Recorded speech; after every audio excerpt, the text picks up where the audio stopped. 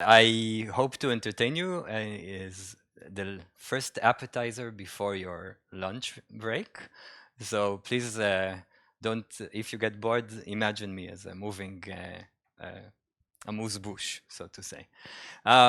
We have seen, I'm a theoretician, I want to take a step back for a second, and we've seen a variety of systems that have different network couplings, different nonlinearities, different microscopic effects. And usually, especially in AMO systems, we're talking about systems that are driven, shaken, and we are moving to some co-rotating frame in order to effectively describe that.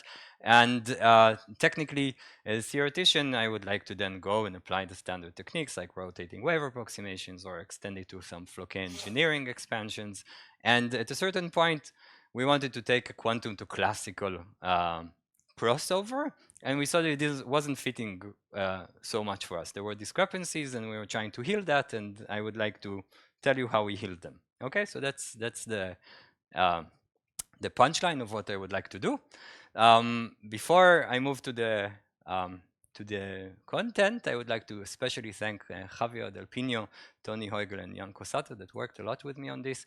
Experiments were done by Alex Eichler, and if I have time, I'll tell you about some cold atomic experiment that showed also similar effects. And I started working on all of this with Chitra at ETH.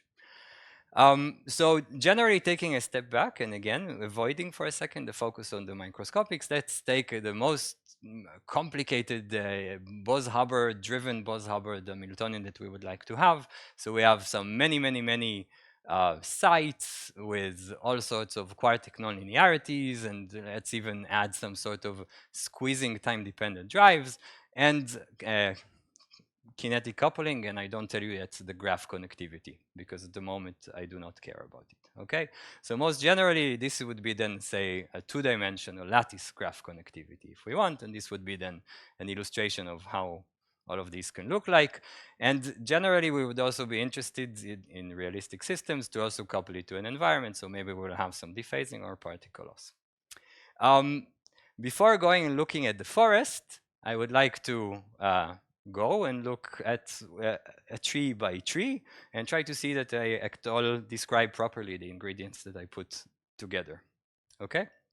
So we take a step back, and before we take the step back, I will also shamelessly tell you that we wrote a book about this that will come out in August. So if you're interested, please start to pre-order. And we take a step back now and we look at driven anharmonic oscillator. Okay, this should be a textbook nonlinear dynamics example. We have, if you wish, a particle moving in a confining potential that is beyond the standard quadratic confining potential. So we have a quartic corrections to the confining potential. And on top of it, we drive it. So we will have an additional, it's right, I mean, this is standard things. And now technically, classically, what we know how to do is we know how to write Hamilton's equations of motion for something like this. I actually use Lagrange equations of motion to add a little bit of causality by adding some friction to the walls. And because we drive the system at some frequency, we expect it to respond at that frequency. So there's a rotation, standard notion of moving to a rotating picture that was already proposed by van der Pol about 100 years ago to estimate that our oscillator will effectively move at the frequency of the drive with some slow evolution of the amplitudes. And then we plug these ansatz into our equations, and we do a classical Floquet perturbation expansion. It's called Krylov-Bogolubov expansion. It's a sort of an averaging transformation, very similar to what we know from Floquet expansions for Hamiltonians. Okay? Specifically, you're then solving what are the stationary amplitude and phase. So here I'm encoding amplitude and phase at these two prefactors. And when I do that, for even for this simple example, I get this very ugly expression. And if I want to find the stationary motions under the drive, I will have to solve the condition here equal to 0. And what I will have is 3 to the 2n solutions if I have n resonators. So I have to solve it over the complex manifold and project for the real solutions that are the submanifold of this thing. The reason it goes like 3 to the 2n is because we have the highest monomials of each of these prefactors, and that will give an upper bound on how many solutions I can have in my system. Okay? So I can go on and I can solve that, and then I can get, let's say, as a function of detuning, I can get the amplitude of the different stationary solutions in my system, and then technically what you could see is that if I just time evolve this differential, the equations of motion associated with these differential equations, I will get the blue line. If I do my approximation that I expect the motion as I showed you that I'm interested in doing, I will get the gray dashed lines, where of course at high detuning and high nonlinearities, I'll have a little bit of displacements here at the high amplitude solution. And what we also see, if you follow Jacopo's review, you could actually understand this as gas to liquid phase transition in the number of photonic excitations in the system. Okay, so this would be then a first order phase transition. So what am I going to tell you about? We did the same analysis by just first going to the Hamiltonian, quantizing it with the standard way that we know how to quantize, and then doing the rotating wave approximation. Okay? When we're doing that, we're getting the red lines. So we're getting that the first order, everything qualitatively occurs. At zero detuning, everything is identically the same. But as I go to further away detuning, the solution with the standard quantum rotating wave approximation gets worse and worse. Okay, and we get large deviations. We get that the first order phase transition point is not exactly the same place. And if we actually make this a deviation comparison, we get that actually the standard classical treatment is several orders of magnitude better in error than what you would describe with standard rotating wave approximation. Okay? So what is going on? Effectively, it's all related to what classics does. Classics says my harmonic oscillator is now driven and it will respond at the frequency of the drive. In any experiment, you know that when you come to your oscillator and you shake it at some frequency, it will respond at that frequency with an amplitude corresponding to the acceptance window of that bare oscillator. Now, what we commonly do in quantum mechanics is we go to a Fock basis that counts photons of the system. We are interested in counting how the system wants to evolve because that would diagonalize our closed system in a Fock basis. However, we're now coming and time-dependently shaking the system and adding photons to it. So, inspired by the classical ansatz, we should instead perhaps count how many drive photons are in the system, especially because most of the experiments are measuring with a lock-in amplifier. So they're also measuring how many photons come out with the frequency of the drive out of the system.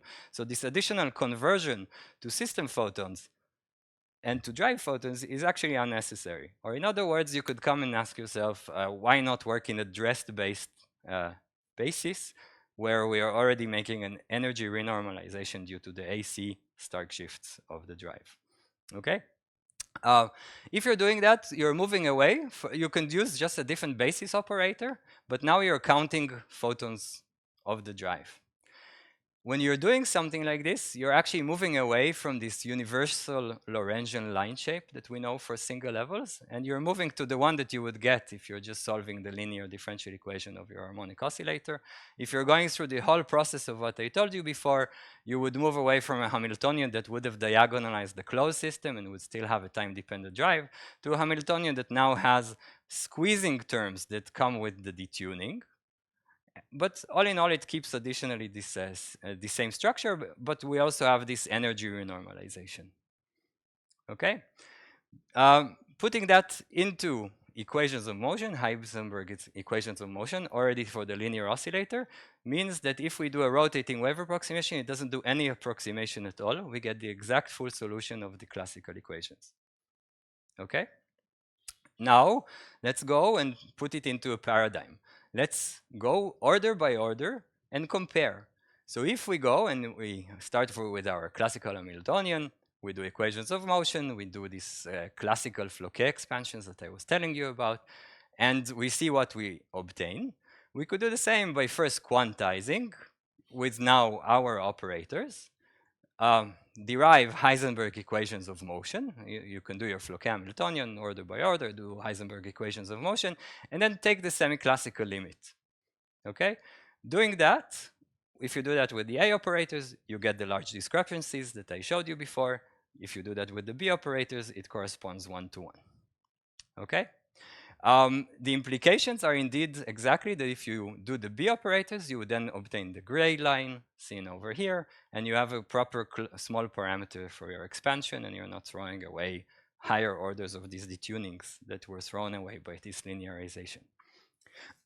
Okay, so that was very classical, and we took the semi-classical limit, but now we have quantum Heisenberg equation of motion. Can we see also implications in the quantum realm? So yes, indeed, we see that all of our multiphoton resonances lobes are going to show much more frequent and non-homogeneous Liouvillean gap closings, which tells you that you're actually seeing many more resonances occurring to commensurability of your drive photon with different resonances within your system. Okay, so this actually should be measurable, and we're talking with some superconducting qubit people to try to verify that also in the quantum realm it works better.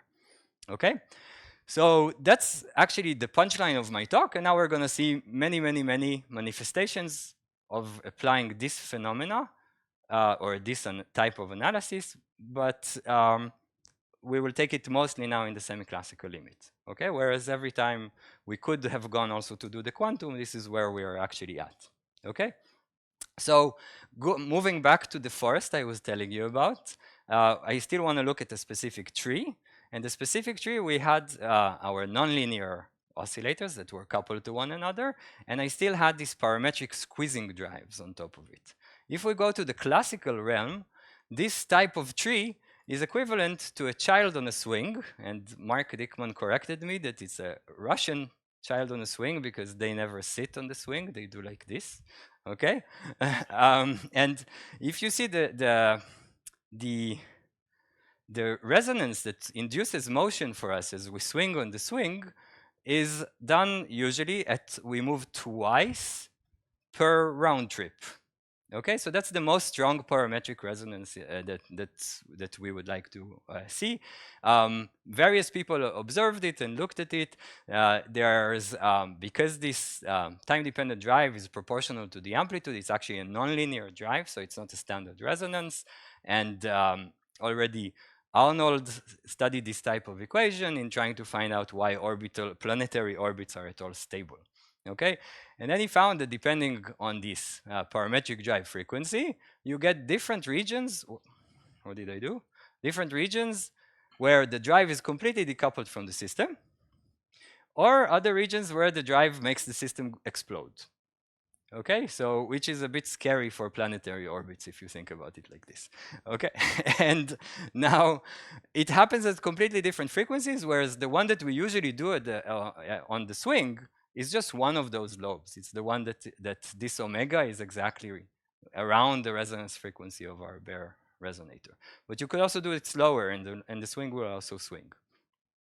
Moving to quantum, and why is it related to the trees I showed to you in the first slide, you could actually second quantize it with the B operators and do that properly, and it will map into optical cavity with effective squeezing terms in the rotating picture, and then you can go and look at the Ginzburg-Landau rotating potential manifold in order to come and find out what at all lives beyond this instability line. This stable, unstable was just for the linear oscillator that is driven. Okay, so in order to see what lives beyond, we add our remaining interaction terms in the rotating picture, and we look at the Ginzburg-Landau potential energy manifold, and what we could see if we zoom over here, because we rotate around this frequency, is that we have a transition from something that looks like a single minima.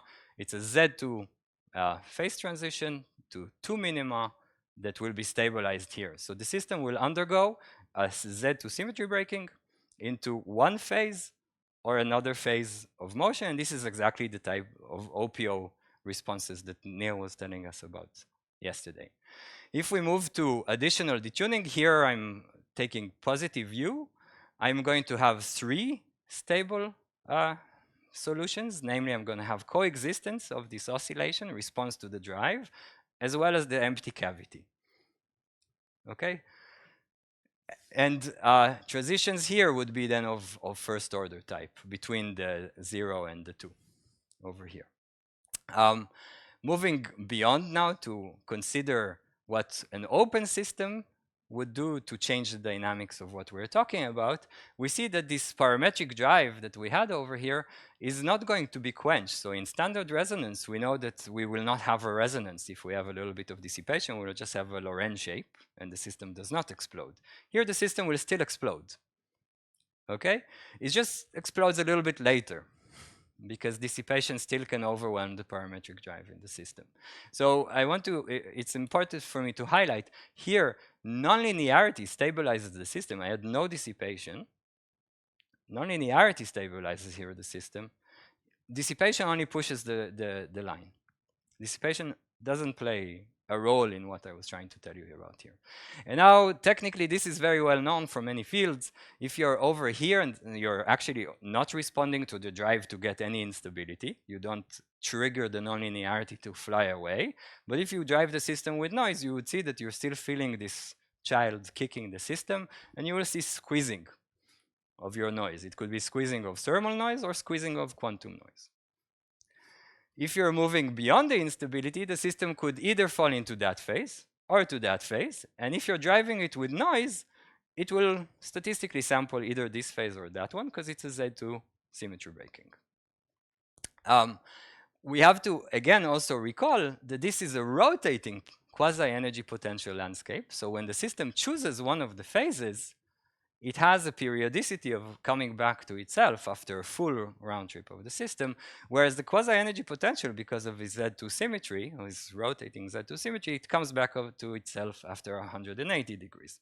So we are effectively in the Hamiltonian, we rotate the system with an inherent frequency of 2 omega, and the system responds at omega, so it's a subharmonic response, which in classical physics is called period doubling bifurcations.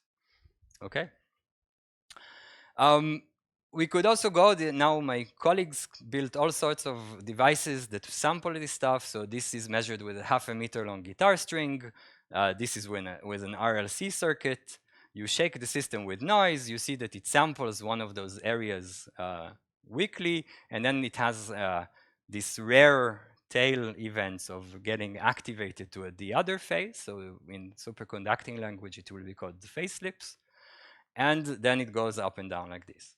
If we are just focusing on the noise around the vicinity of one of those out of equilibrium stationary states, we could then go and explore the side peaks, the Bogolubov modes of the system, sample them, see it in the emission spectrum of the fluctuations on top. And then you could see also in these spectral observations, all of the signs that we were talking about, the squeezing, it manifests that these lines manifest then as exceptional points that you can then probe and see.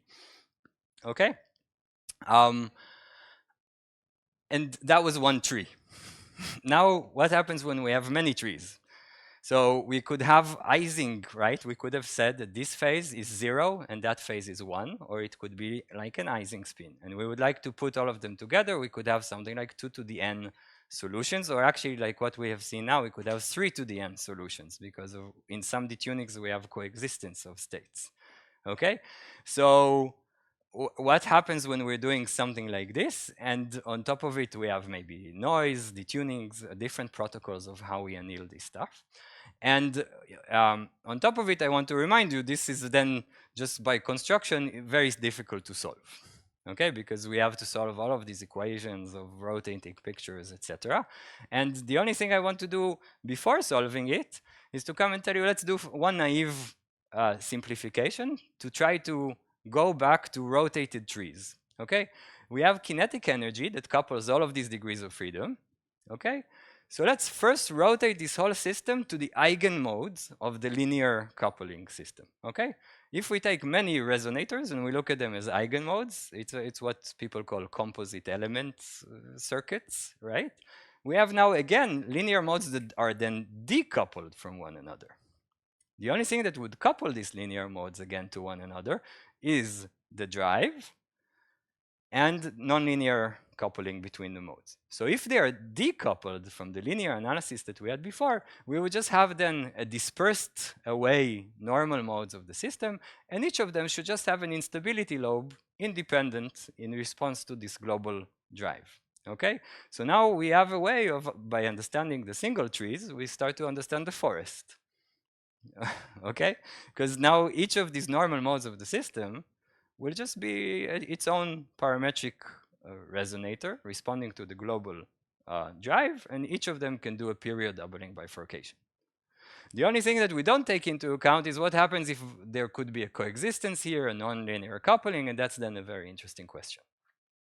So in order to deal with this and solve and actually see what will happen, say, in this region 3 over here, we developed a method that says, okay, let's try to generalize these rotating ansatzes to allow also the system to move with multiple frequencies, couple many of them, and go boldly to try to solve for all of these 3 to the 2n solutions. We met some mathematicians that helped us a lot with this, and we can now solve up to about 500,000 solutions. And that allows us to get now already reasonable phase diagrams for medium-sized systems. Okay, we have an open source package for this, and lots of gratitude to Javier and Jan that developed it. So, and we encourage everyone to try to use it. With the mathematicians, we also found really interesting mathematical things that if you're interested, come and talk to me about. There's actually a tighter bound for physical systems. And we are taking this also to the classical quantum description to try to describe these type of things. And if you maybe had the chance to talk to Marcus during the poster sessions, he would have told you more about that facet. So 2 is much larger than 1. Okay, and this is just a toy experiment with 2 RLCs that are capacity coupled to one another. And then instead of doing the protocol that Nir was telling us about, that you start with 0 detuning and you ramp up the intensity of the drive, we did detuning sweeps, because it's easier for the experiments to do that. And then they fell into all different types of solutions. So they fell into something that looked anti-symmetric, something that looked symmetric, because we could follow the phase and the amplitude of each of the resonators. And at the different parametric driving intensities, the amplitudes changed, and the boundaries between these guys also changed. Okay? We could do our analysis, and we would get also all of these bifurcation plots. Each bifurcation is a phase transition in our language, first order phase transition, right? And we get beyond the standard. So this would be a parametric phase state for a symmetric. This would be a parametric phase state for the antisymmetric. In Nir's language, it will be a ferromagnet or an antiferromagnet. And we have these additional states that we call mixed phase states. So the system is much richer than argued for 0 detuning. Okay, our model agrees very well with what is being measured. And what I want to highlight to you very strongly is that you see in this V-shape overlap, we expected both antisymmetric and antisymmetric solutions to exist. And now, due to nonlinear cross-care coupling, the symmetric mode quenches and eats up the antisymmetric modes and makes them unstable. Okay, so we have here also higher order corrections, even though semi-classical, that makes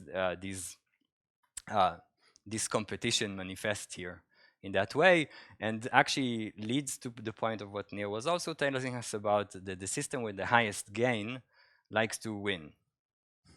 Okay? We could then probe different protocols. I will do that very quickly. So we could probe different protocols and see what is then the probability of falling into a ferromagnet or an antiferromagnet in this type of system. We took it to the quantum limit. It looked at how would the stationary cross-Wigner wave functions would look like. So that's actually more a Houdini function in this case. And indeed, you see either the system is empty or it's in a phase space of, say, the symmetric modes. But here, it could, if we are over here, it could be in something completely crazy where it would have sampled all of the different attractors that we had in the system. Also here, we could then study the Bogolubov excitations on top of the different out of equilibrium stationary states. We see exceptional points marking the Z2 phase transitions. We see direct jumps as we move to across first order phase transitions. This is all then measurable with thermal driving of the side peaks on top of the stationary non-equilibrium stationary states. This I skip. I want to just highlight one thing in the last 2 minutes I have. These guys at short times, they could live in a superposition. So this is what people call bosonic error correction codes. And you can make a superposition of this phase and that phase. It has been measured and applied in various groups now and started in Devore's lab. And you could do cat states, it's called, between these two phase states. And what we could then devise is how one can then use these cat states as a qubit that could act as a promising dynamical gauge field degree of freedom when you couple it then to additional, you take these parametric children on swings in the quantum limit and couple it to additional standard resonators, and it can act as a dynamical gauge field.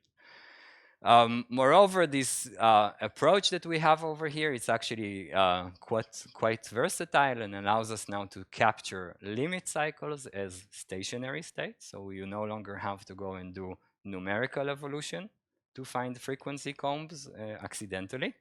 But we could do actually phase diagrams that capture the limit cycles as stationary points. And all of this, oh, my Hamiltonian doesn't look so nice. All of this has been, okay, forget it, what is written over here. It was useful for describing also light matter systems, so namely BECs in cavities, also with a very interesting phase diagram that had a transition from one Z2 to another Z2 with an increased dual one line, where our main focus of interest was to look at what would be the impact of dissipation on things like this, but then we could do similar analysis and show also that in this type of light matter systems, many of the phenomenology that I was telling you about that manifests in, say, coupled resonators manifests here too, with non-equilibrium steady states, moving of instability lines by the dissipation, exceptional points in the side peaks, etc., etc., and squeezing. So that's, I apologize for this Hamiltonian looking like this. This was measured then in Tillman and Seringer's lab by 2 Raman drives. Okay, so with that, I would like to thank you for your attention and happily answer talks.